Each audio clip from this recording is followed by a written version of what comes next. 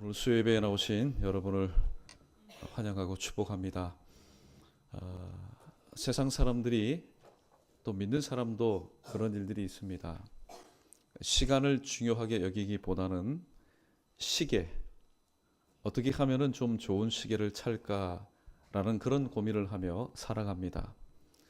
그러나 실상 말세를 살아가는 우리에게 있어서는 값비싼 시계보다는 소중한 시간이 우리에게는 더 귀하다는 것을 새삼 느끼게 됩니다. 사실 말세는 언제부터일까요?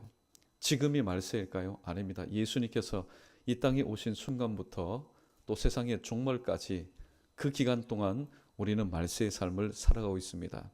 특별히 우리가 함께 교독했던 오늘 본문 말씀은 제자들의 궁금하였던 점이기도 하고 또 우리들도 궁금한 점인데 이미 우리의 일상생활 가운데 일어나고 있는 것을 보게 됩니다.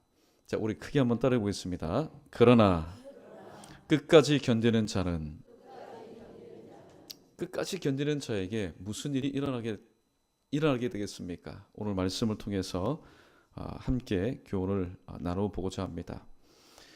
예수님께서 성전에서 나오시면서 그 성전을 바라보시면서 이런 말씀을 남겼습니다. 돌 위에 돌 하나도 남지 않고 무너뜨려지게 될 것이다.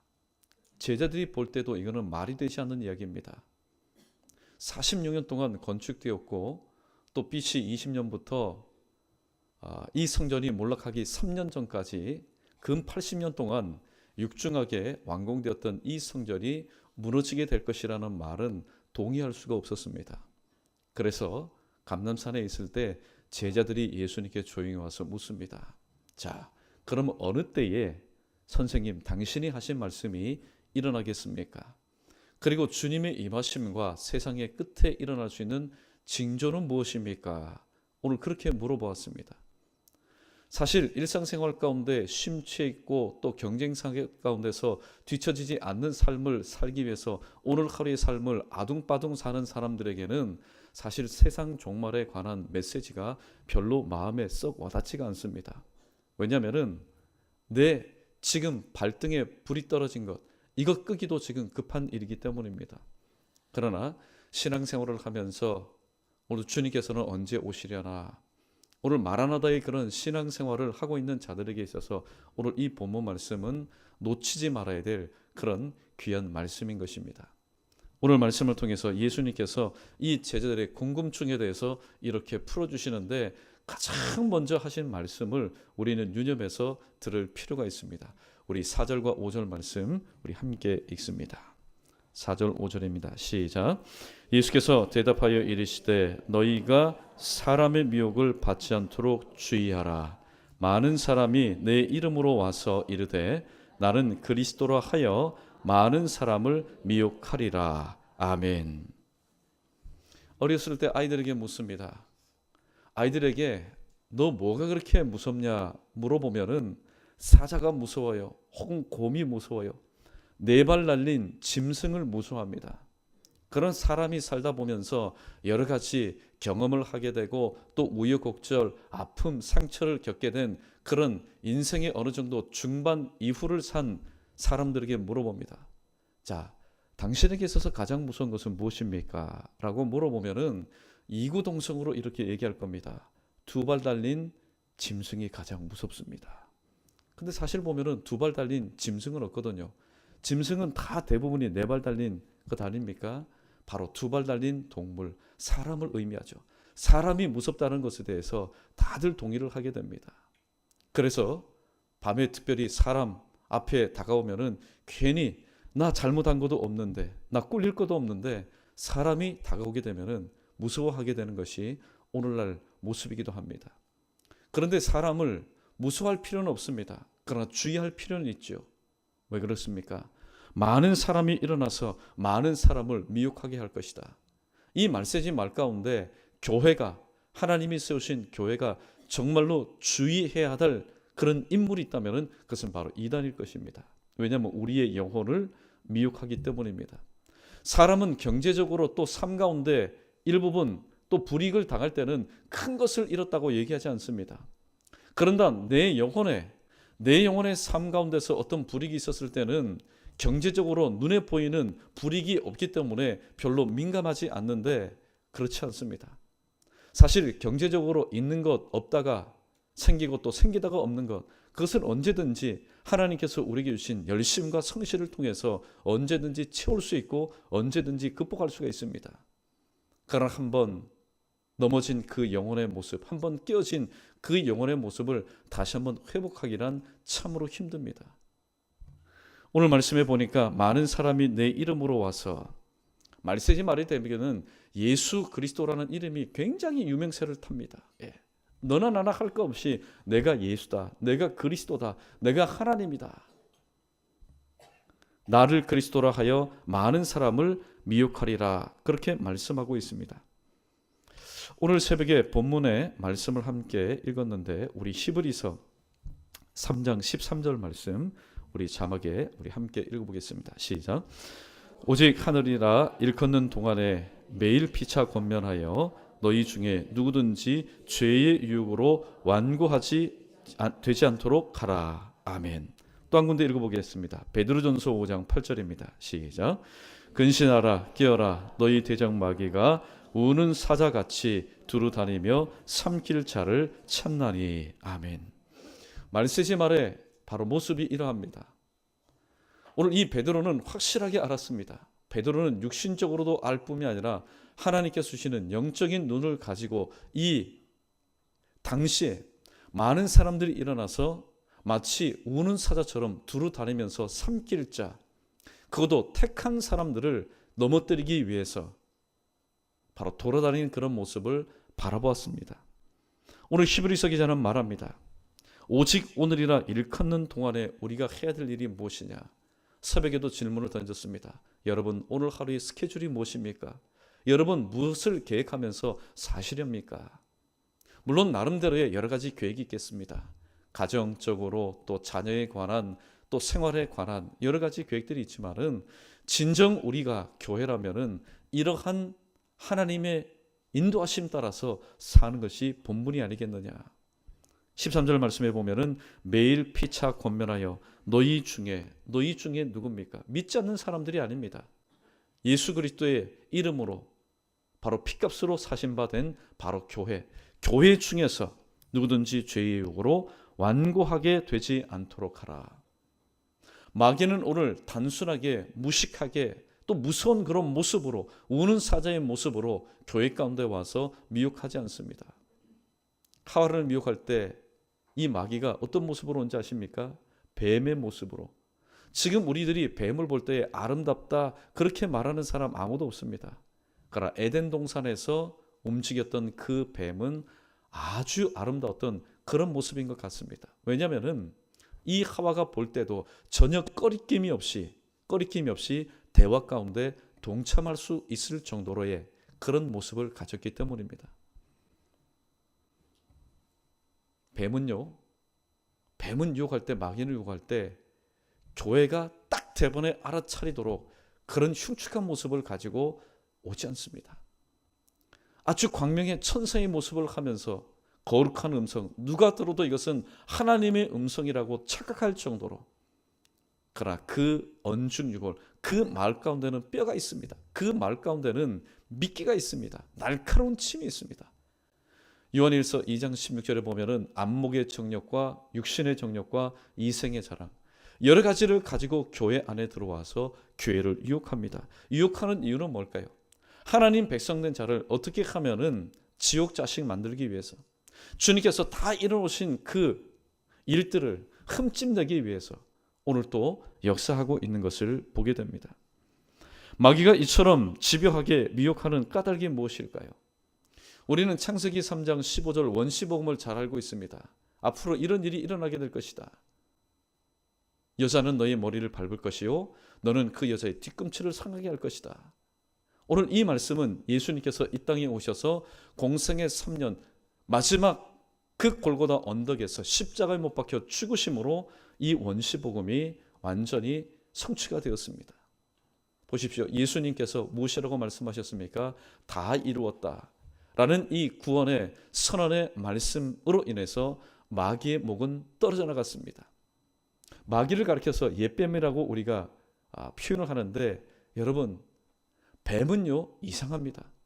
대부분의 동물들은 머리를 치면 금방 죽습니다. 그러나 뱀은요 머리를 쳐도 얼마만큼은 살아 있습니다. 지금이 바로 그러한 시대입니다. 자기의 목이 떨어져 나갔습니다. 이미 결정났습니다.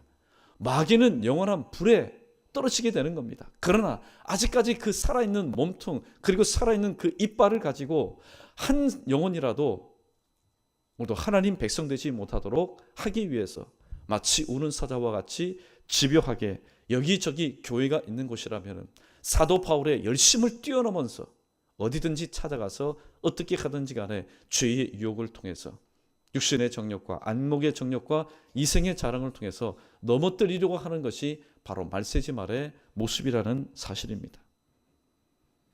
오늘 본문에 보니까 교회가 앞으로 순환을 당하게 될 시대가 반드시 도래하게 될 것이라고 말씀하는데, 이 교회의 외적인 상황과 내적인 상황에 대해서 이렇게 말합니다.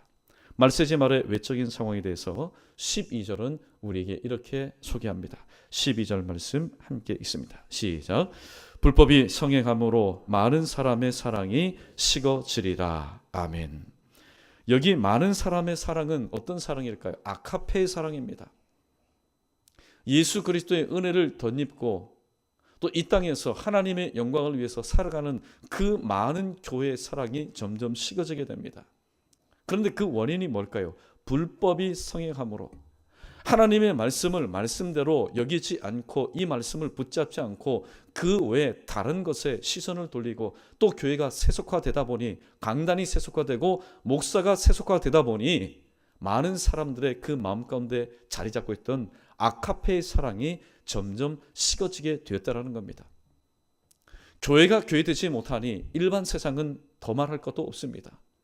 인간성을 상실해버립니다. 도덕성을 상실해버립니다. 사람이 아카페의 사랑, 하나님의 사랑을 잃어버리고 또 이 모든 것이 식어지니까 조금 전에 말씀드린 것처럼 인간성이 상실됩니다. 인간성이 상실되면은 아무리 하나님의 형상대로 지음을 받은 사람이라 할지라도 인간이 동물화 될 수밖에 없는 겁니다. 인간이 동물화 되면은 그 다음에 일어나는 현상은 무엇일까요? 저 동물의 왕국에서 보는 약육강식의 모습이 지식인들 사이에서, 교양인들 사이에서 일어나게 되는 겁니다. 6절과 7절 말씀 우리 계속해서 읽어보겠습니다. 시작. 난리와 난리 소문을 듣겠으나 너희는 삼가 두려워하지 말라. 이런 일이 있어야 하되 아직은 끝이 아니니라. 민족이 민족을, 나라가 나라를 대적하여 일어나겠고 곳곳에 기근과 지진이 있으리니. 아멘. 약육강식의 원리가 뭡니까? 강한 사람이 약한 사람을 먹는 겁니다. 강한 그 기업이, 강한 회사가 작은 회사를 먹는 겁니다. 대기업이 중소기업을 인수하는 겁니다. 강한 나라가 약한 나라를 침략하는 겁니다. 특별히 경제계를 보면은 대기업이 한번 들어서게 되면은 그 지역의 중소기업, 소위 말해서 자영업자들 참 살기가 힘듭니다.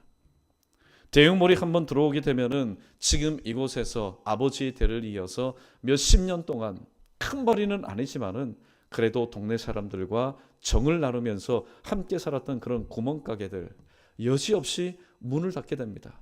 폐업이 속출하게 됩니다.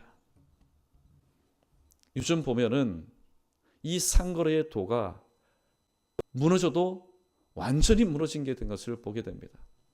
저는 이곳의 전문가는 아니지만은 한 건물에 보면은 같은 업종이 두 군데 들어오지 못하게 되어 있습니다. 그러나 내가 이곳에서 이 돈을 투자해서 내 남은 여생 참 성실하게 한번 살아봐야 되겠다. 그런데 어느새 그 아래층에 똑같은 업종이 들어옵니다. 웃돈을 주고 들어오는 겁니다. 어디 따질 수도 없는 겁니다. 돈이 사람을 지배하는 시대가 되었기 때문이죠. 또 신앙계도 마찬가지입니다. 대형 교회당이 세워지게 되면은 그 지역에서 지금까지 말 그대로 피눈물을 흘리면서 하나님께서 동역하게 하신 그 성도들과 큰 규모는 아니지만은 바로 소박하게 신앙생활했던 개척교회 혹은 작은 교회들은 긴장할 수밖에 없습니다. 사실 하나님께서 세우신 이 땅 가운데 예배당이 세워진다는 것은 누구보다도 축복하고 누구보다도 축하해야 될 일입니다. 왜냐하면 하나님의 나라 확장을 위해서는 있어야 될 일이기 때문에. 그런데 그 이면에는 그렇지 못한 어두운 그림자가 있습니다. 대형 버스를 이용해서 새벽부터 저녁까지 실어다 나릅니다. 업을 예를 들면은 아예 쌍끌이 어선을 동원해서 밑바닥까지 완전히 훑어나갑니다. 그런 것들이 오늘날 신앙계에 또 있다는 것을 볼 때에 정말로 아가페의 사랑, 하나님의 사랑이 식어지니까 오늘도 세상의 원리들이 교회 안까지 들어오게 되어서 한참 회복되어야 될 그 신앙 가운데 마음의 상처를 안게 되고, 또 하나님 한 분만 바라보면서 목회하였던 목사들도 그 자리에서 바로 이 모든 것들을 내려놓고 또 일반인으로 돌아가는 그런 모습을 바라보게 되었습니다. 그런데 이것은 외부만 일어나는 것이 아니라 교회 안에서도 일어날 수 있다고 오늘 주님은 날카롭게 오늘 9절과 11절 말씀을 통해서 우리에게 지적해 주고 있습니다. 9절과 11절 읽습니다. 시작. 그때 사람들이 너희를 환난에 넘겨주겠으며 너희를 죽이리니 너희가 내 이름 때문에 모든 민족에게 미움을 받으리라. 그때 많은 사람이 실족하게 되어 서로 잡아주고 서로 미워하겠으며 거짓 선자가 많이 일어나 많은 사람을 미혹하겠으며. 아멘. 말세가 되면은 교회 밖에만 인간성이 상실되어서 약육강식의 그런 일들이 일어나는 것이 아니라 어쩌면은 더 치열하게 더 비극적인 일들이 교회 안에서 일어나게 됩니다. 오늘 9절 말씀을 보면은 그때의 사람이 너희를 환난에 넘겨주겠으며 너희를 죽이리니, 왜 사람들이 교회를 환난에 넘겨주며 또 왜 교회를 죽입니까? 우리가 들었던 초대교회 혹은 중세교회 하나님의 말씀대로 살기 위해서 그 로마 카톨릭 교회에 저항하다가 죽임을 당했던 그런 일들이 앞으로 일어나게 될 겁니다. 왜 일어나게 될까요? 오늘 9절 하반절에 보니까 예수 그리스도의 이름 때문에. 주님 그 이름을 한 번만 부인하게 되면은 화형당하지 않고 태형당하지 않고 참수형을 당하지 않을 텐데, 예수 그 이름 때문에 초대교회도 그래야 했고 중세 때도 그러야 했고 앞으로도 이러한 일들이 일어나게 될 것이라고 말씀하고 있습니다. 그런데 놀라운 사실은 사람이 그렇지 않습니까? 사람은요 강한 것 같지만은 사람처럼 연약한 존재가 없습니다.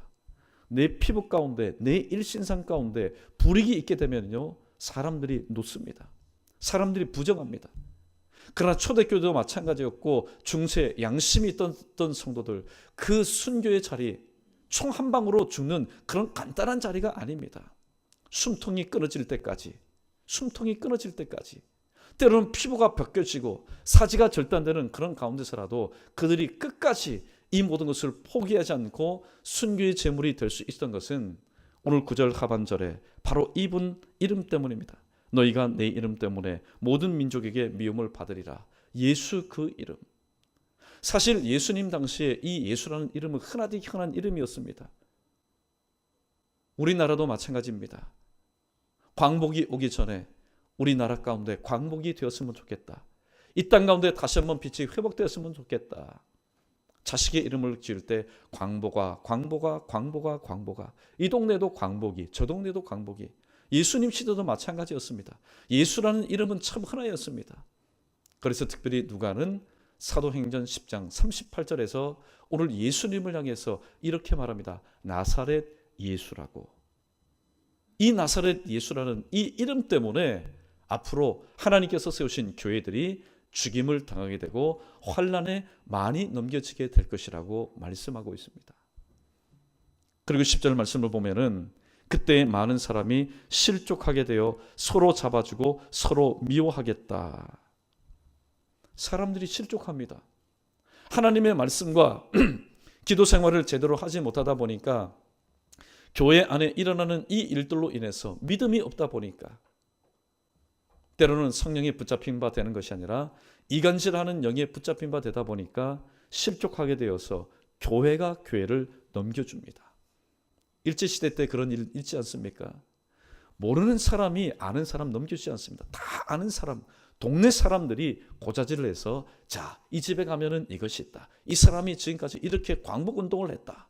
여러분 넘겨줍니다. 교회도 마찬가지입니다. 사실 그 일본군들이 교회 직분을 알겠습니까? 누가 목사인지 누가 장로인지 알겠습니까?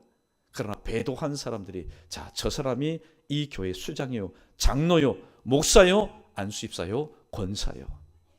자기 목숨 챙기기 위해서, 그 어려운 틈을 타서 한몫 챙기기 위해서 여러분 사람을 넘겨주는 일들이 일어났고 앞으로도 일어나게 될 것이라고 말씀하고 있습니다. 특별히 말세지 말을 당하여서 가장 강력하게 역사하는 영들 중에 하나가 무엇인지 아십니까? 그것은 바로 성령께서도 강력하게 역사하시지만은 그 강력하게 역사하시는 가운데서라도 또 반대급부인 이간질의 영이 역사한다는 사실을 우리가 깨달아야 됩니다. 사랑하는 성도 여러분, 우리 연희교회 여러분, 그러므로 우리는 마귀로 하여금 틈 타지 말도록 해야 되는데 특별히 기도의 틈, 말씀의 틈이 타지 않도록 해야 됩니다. 왜냐하면 말씀의 틈을 주고 또 기도의 틈을 주게 되면은 사람이 하나님의 음성을 듣지 않습니다. 말씀이 뭡니까? 말씀은 하나님의 음성이 글자화된 하나님의 말씀 아닙니까? 하나님의 말씀에 틈을 주게 되면은 하나님의 음성이 잘 들려오지 않습니다. 하나님의 음성에 대해서 민감하지 않으면은 바로 사람의 소리 소문에 의해서 이 투기가 민감하게 됩니다.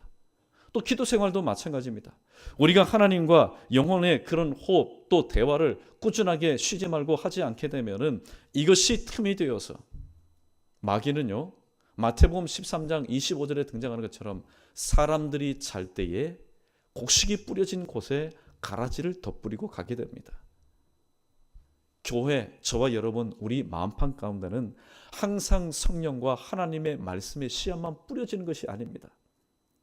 우리가 깨어서 기도하지 못하면은 그때에 이간질하는 영이, 마귀가 뿌린 이간질하는 영이 우리 마음 가운데 들어와서 우리로 하여금 역사하게 합니다. 하나님의 뜻대로 쓰임받게 하는 것이 아니라 마귀의 뜻대로 쓰임받게 합니다. 분란이 있는 그런 교회, 또 어려움이 있는 그런 교회를 보십시오. 거기는 여러분 백발백중입니다. 이간질하는 영이요, 그런 교회만 찾아다닙니다. 그래서 각 심령의 마음 가운데 들어가서 거짓, 진리 아닌 것을 진리처럼 말하게 하고 아닌 것을 만들어내어서 마치 그것이 사실인 것처럼 또 교회 가운데서 하나가 되어야 될 교회 가운데서 서로 하나 되지 못하고 나뉘어지는 가운데 일조하는 것이 바로 이간질의 영이라는 사실을 우리는 분명히 기억할 수 있어야 됩니다. 여러분, 이간질을 하는 영, 그것은 좋은 영이 아닙니다. 아주 못된 영입니다. 아주 나쁜 영입니다. 그러므로 우리는 항상 성령에 충만해야 될 이유가 바로 여기에 있는 겁니다. 그냥 성령이 내 마음 가운데 오시는 것이 아니라 충만하다는 건 뭡니까? 다른 어떠한 영이 내 안에 들어와서 나의 이 조그마한 빈틈도 주장하지 못하도록 완전히 하나님의 사람으로 채워나가는 것, 이것이 바로 오늘 말세지 말을 당하여 살아가는 저와 여러분들이 오늘도 지향해야 될 일이고 또 그러한 삶의 모습으로 살아가야 될 줄로 믿습니다. 11절 말씀을 보니까 오늘 마귀는 역시 틈새 공략의 귀재라는 사실을 우리는 깨닫게 됩니다. 교회가 이간질의 영을 통해서 교회가 서로 꼬리를 물고 서로 싸우다 보니까 이야, 이제 수지 맞았다. 누가 수지 맞은 겁니까? 마귀가 수지 맞은 겁니다. 그 빈틈을 마귀가 그냥 보고 지나가지 않습니다. 11절 제가 다시 한번 읽습니다. 거짓 선자가 많이 일어나 많은 사람을 미혹하게 하겠으며, 여기에 나와 있는 많은 사람은 누굽니까? 교회를 의미합니다. 불신자는 이미 마귀의 자식이기 때문에 여러분 상관하지 않습니다. 말세지 말을 당해서 정신을 차리고 어떻게 하든지 간에 하나님의 말씀대로 살려는 그런 교회 가운데 오늘 또 초대하지 않는 손님이 찾아옵니다. 그런데 한둘이 찾아오는 것 아닙니다. 성경에 보니까 많은 거짓 선자들이 일어나게 될 것이다. 교회가 안에서 서로 아웅다웅 싸울 때는 그저 교회 안의 문제입니다. 그러나 거짓 선자는 누구입니까? 교회는 서로 싸울 때 믿음이 있는 사람도 있고 믿음이 적은 사람도 있고 성경의 지식이 오늘 큰 사람도 있고 그렇지 못한 사람도 있습니다. 그때 거짓 선지자, 이 거짓 선자는요, 하나님의 말씀에 대해서 여러분 박식한 사람입니다. 하나님의 말씀에 대해서 체계적으로 아는 사람들입니다. 그러다 보니까 믿음이 없고 교회에 대해서 여러 가지 문제가 있는 사람 코치합니다. 자, 이렇게 가면은 네가 이길 것이다. 여러분, 그러나 그렇지 않습니다. 교회가 승리할 수 있는 방법은 오직 예수 그리스도의 십자가를 바라보면서 내주하시는 내 뒤에서 항상 이것이 정로라고 말씀하시는 하나님의 말씀을 따라 살아갈 때에 교회는 지금 현재 잠시 어렵고 힘들달지라도 회복되고 승리하는 것이지, 거짓 선자의 코치나 거짓 선자의 그런 인도를 받아서 살게 되면은 일시적으로는 이긴 것 같고 무엇인가를 쥔 것 같지만은 여러분, 하나님의 역사가 아니기 때문에 반드시 넘어지게 되고 반드시 실패할 수밖에 없는 것입니다. 거짓 선지자가 많이 일어납니다. 오늘날 용어로 말하면 무엇일까요? 이단 사이비 세력들이 이제 많이 일어나게 됩니다. 평안한 교회도 여러분 알다시피 평안한 교회, 아무런 문제가 없는 교회도 들락날락합니다. 이름표를 달고 오지 않기 때문에 그 사람이 이단인지 사입인지 사실 심증은 가지만은 물증이 가지 않기 때문에 오늘 그냥 넘어갈 뿐이지, 건전한 교회, 건강한 교회, 평안한 교회도 오늘 이단 사이비들은 자주 출입합니다. 하물며 문제가 있고 시끄러운 교회 가운데 여러분 들어가지 않겠습니까? 이미 다 자리를 잡고 있습니다. 결정적인 순간만을 노리고 있다라는 겁니다. 특별히 맹수를 한번 보십시오. 맹수는요, 처음부터 그 날카로운 발톱, 이빨을 드러내지 않습니다. 가만히 있습니다. 왜냐하면 힘이 없어서요. 맹수가 힘이 없어서 가만히 있지 않습니다. 때가 되지 않았기 때문에 곧 찰나, 곧 찬스를 놓치지 않기 위해서. 그러나 때가 되면은 저 사람 우리 교회에 와서 몇 년 동안 구역 생활도 하고 찬양대도 서고 또 귀한 일 가운데 함께 했는데 저 사람이 설마? 아닙니다. 여러분, 설마가 사람 잡습니다. 그래서 사람을 믿지 말라는 겁니다. 믿지 말라는 얘기는 불신하라는 얘기 아닙니다. 믿음의 대상은 오직 누굽니까? 바로 예수 그리스도 하나님밖에 없는 겁니다. 말씀을 정리하도록 하겠습니다. 오늘 말씀이 말이 되게 되면은 교회 밖에는 많은 사람의 사랑이 식어짐으로 인해서 인간성이 상실되게 되고 또 사회 각계각층 여러 분야에서 약육강식의 그런 원리들이 나타나게 됩니다. 이 하나님께서 만드신 이 인간계가 파괴되니까 인간이 파괴됨으로 인해서 자동적으로 자연계도 파괴됩니다. 오늘 두 단어가 기록되어 있지 않습니까? 각 곳에서 기근과 지진이 일어나게 될 것이다. 요즘은 기근과 지진뿐만이 아닙니다. 또 화산 폭발도 자연재해도 생태계도 파괴되는 그런 일들이 있습니다. 사실 사람다운 모습으로 살기 힘든 곳입니다. 그러면은 교회라도 정신을 차리고 교회라도 하나님의 사랑을 가지고 하나 되어야 될 텐데, 오늘 예수님의 예언의 말씀을 보니까 이간질의 영이 역사를 하여서 교회를 서로 물고 싸우게 되고 또 환난 가운데 배도하여서 넘겨주게 되는, 교회 안을 보아도 소망이 없고 교회 밖을 보아도 소망이 없는 그런 시대가 분명히 도래하게 될 것이라고 말씀하고 있습니다. 자, 그러나 우리 크게 한번 따라해보겠습니다. 그러나 반전이 있는 말씀입니다. 교회 안을 보아도 또 교회 밖을 보아도 어디를 보아도 소망이 없지만은 오늘 말씀, 그러나 끝까지 견디는 자는 구원을 받으리라, 주님의 말씀입니다. 그러면은 끝까지 견디는 자, 하나님께서 내게 주신 그냥 일용할 체력, 근력, 전신력을 다 동원해서 그 자리에서 그냥 자리매김하는 것을 의미하지 않습니다. 끝까지 견딜 수 있는 바로 성경적인 구절이 있는데, 이 말씀은 우리가 직접 찾아서 우리가 눈으로 읽고 입술로 시인해 보도록 하겠습니다. 요한복음 16장 33절입니다.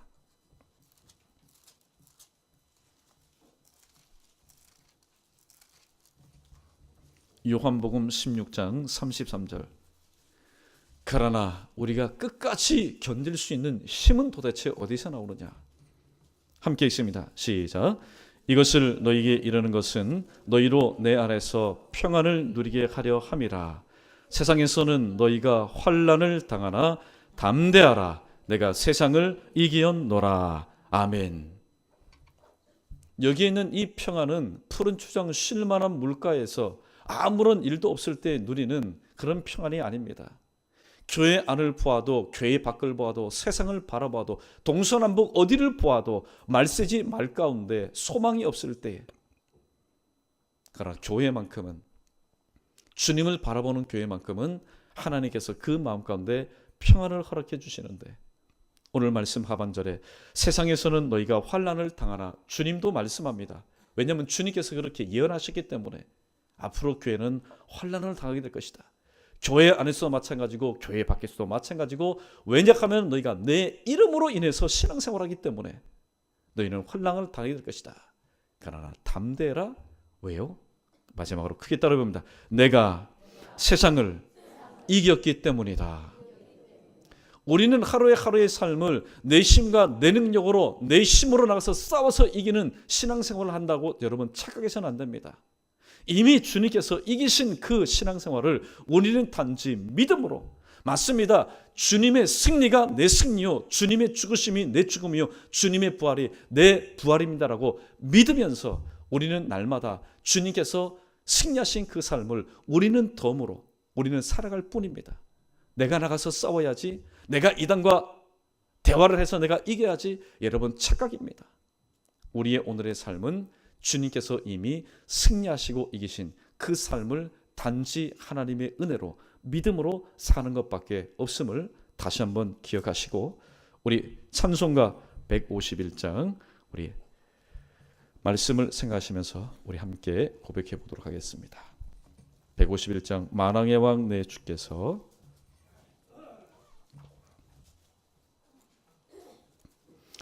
만왕의 왕 내 주께서 왜 고쳐 당했나. 이 벌레 같은 날 위해 그 보혈을 였네. 십자가 내가 처음 볼 때에 나의 맘의 큰 고통 사라져. 오늘 믿고서 내 눈 밝았네. 참내 기쁨 영원하도다. 주 십자가 못 박힘은 속죄함 아닌가. 그 긍휼함과 그 은혜 말할 수 없도. 십자가 내가 처음 볼 때에 나의 맘의 큰 고통 사라져. 오늘 믿고서 내 눈 밝았네. 참내 기쁨 영원하. 늘 울어도 그 큰 은혜 다 갚을 수 없네. 나 주님께 몸 바쳐서 주의 일 힘쓰리. 십자가 내가 처음 볼 때에 나의 맘의 큰 고통 사라져. 오늘 믿고서 내 눈 밝았네. 참내 기쁨 영원하도다. 할렐루야. 사랑하는 성도 여러분, 오늘 또 그러나 끝까지 견디는 자는 구원을 얻으리라, 그렇게 말씀했습니다. 오늘 본문의 13절 말씀을 모르면은 오늘도 우리는 내 뜻대로 또 우리는 살아갈 수밖에 없습니다. 그러나 끝까지 견디는 자는 바로 구원을 얻으리라는 이 말씀을 우리가 알진대 우리는 기도함으로 날마다 하루하루의 삶을 오늘이라고 일컫는 하루 동안 서로 피차에 권면하며, 자, 주님께서 오실 겁니다. 주님께서 세상을 이기셨다고 말씀하셨습니다. 그러므로 저와 여러분에게 하나님의 평강이 임하기를 원합니다. 서로 위로하며 권면하면서 하나님께서 우리에게 허락하신 개인의 종말뿐만 아니라 세상의 종말도 오늘도 초대교회가 그러했던 것처럼 준비하며 살아갈 줄로 믿습니다. 그러한 저와 여러분 우리 모두 되기를 주님의 이름으로 축원합니다.